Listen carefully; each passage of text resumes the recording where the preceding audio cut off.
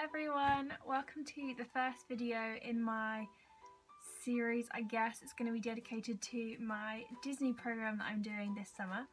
I have been accepted onto the Disney Cultural Exchange program, which is where I will go to Disney for the whole summer and work there between university years. So what I want is to do videos about the application process to help people who might be doing it next year, as well as kind of general packing and preparation videos, and then hopefully when I'm out there I'll be doing some vlogs and updates, maybe weekly.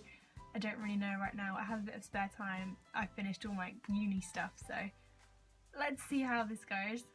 In today's video I'm going to talk about the first stage of the application process.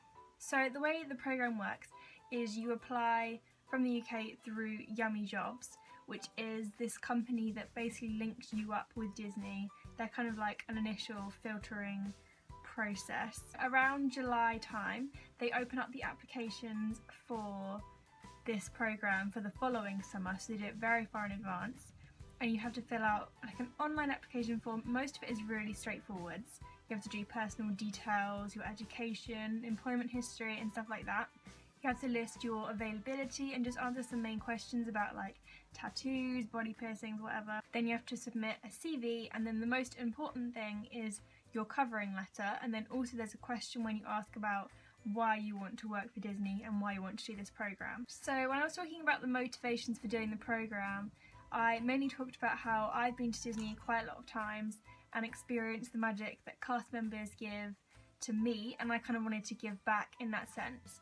Also, it was really important, I thought, to emphasise the cultural exchange part of it. So talking about how I love to travel, I love to meet people from other countries, other places around the world, and how this Disney program would really help me to do that. I talked about my travel experiences in the past, so I've been to Australia for 6 weeks travelling. I did a volunteering program in Tanzania, so I'm definitely capable of, like living away from home, and I can cope quite well with that. I also talked a bit about how my course at university, I do English and creative writing, so I'm always looking for ways to be inspired and to see the world in different ways, so I kind of tied that in a little bit as well. But the most important thing is the cover letter, which I read so many blogs about to try and figure out what is supposed to go in this, and everyone kind of seemed to have different ideas. So in the end I kind of talked about what I'm doing right now at uni and why I love that, why I love Disney, why I'd be good for the program. Basically I don't really have any experience in retail or kind of customer service, so I kind of had to stress that I'm good at other things as well, and these kind of would help. I talked about how I've experienced working with children through volunteering, and I helped at like a local homework club, so I kind of know how to interact with them. I talked about my volunteering a lot and how I have experience with other cultures, so I can adapt to that.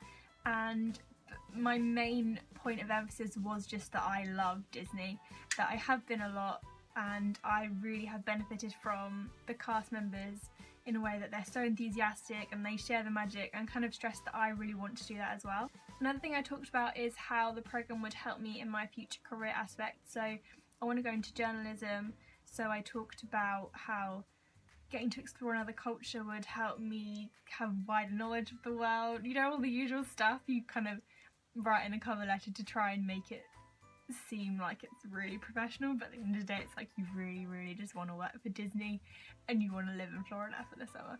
But you have to make kind of an important point of stressing that you're there to work and you're going to gain a lot out of it. It's kind of hard to say what to put in it because everyone's experience is different and what they've got to talk about is going to be different, so you just kind of have to adapt and basically think about what your experiences are in terms of travel or volunteering or just working with other people. And I think the most important thing is to stress why you want to work for Disney. This is kind of an unusual application that you can talk a little bit about things like magic and stories and bringing that all to life for other people, so you can keep it fun but also professional at the same time. So the most important thing is to get a balance between the two. I submitted my application on the 25th of July, which was only a few days after they opened, and then I heard back around a month later that I had been approved and I had got a pre-screen interview which would take place in September the next month. So that was the first date. I wasn't expecting it because applications didn't close until September. So bear in mind it's better to apply early, and that might get you a better chance of kind of getting the next stage. So that's all there is to it really with the online application. It's quite straightforward. It doesn't take long. Once you've written your cover letter, you kind of just submit everything and upload it and fill out your basic details, and that's kind of it. Then hopefully you get that email that you've got through to the next stage. I have quite a bit of time on my hands, so the next video in this series I'm going to film pretty much straight after, but I thought I would split them up just so that, yeah, people can click on each one as they need it, because I know when I was doing the online application I just watched all the videos for that, and then when I watched the next stage I never wanted to like get ahead of myself. I didn't want to watch final interview and then be like, oh, I never got that. So yeah, that's the end of this video, and maybe see you in the next one.